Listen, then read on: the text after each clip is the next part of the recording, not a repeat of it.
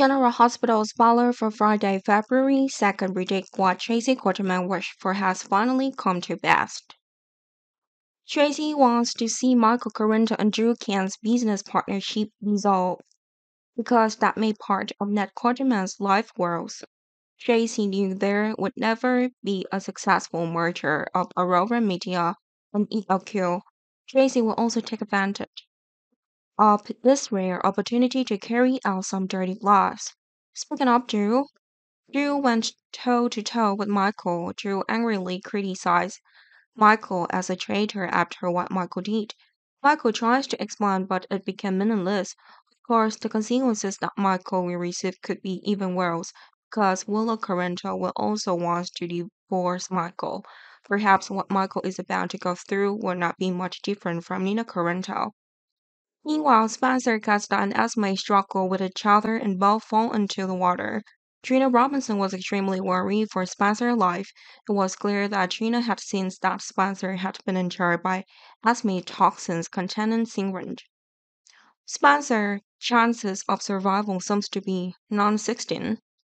Trina knew she would lose her boyfriend forever after making a call to rescue workers. Trina sat down on the floor and shed tears of despair.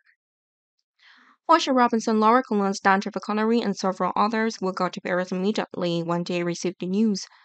Portia knows what pain Trina is going through. Portia will try to reassure her Dante that at this time, while the search is still underway, Laura will also ask Dante about the progress of the search. Spencer and Esme have not been found yet. Dante argues that the water is cold and they are probably dead. Of course, if that happened, the police would need more time to search for their bodies. But in the end, the police will give up. But Laura will still hope because Laura learned that there were many people who were thought to have died, but they were lucky to survive and come back. Laura thought that Sonny Corinthos had also experienced life and death, and now perhaps Spencer had too. Back on BC, Brooklyn Quarterman and Harrison Chase would be busy with their wedding preparation. Louis Cerullo could very well be the one officiating this wedding, since she's Brooklyn's mother, but some people won't accept it. Louis would then do something that surprises everyone, which unfortunately isn't very nice.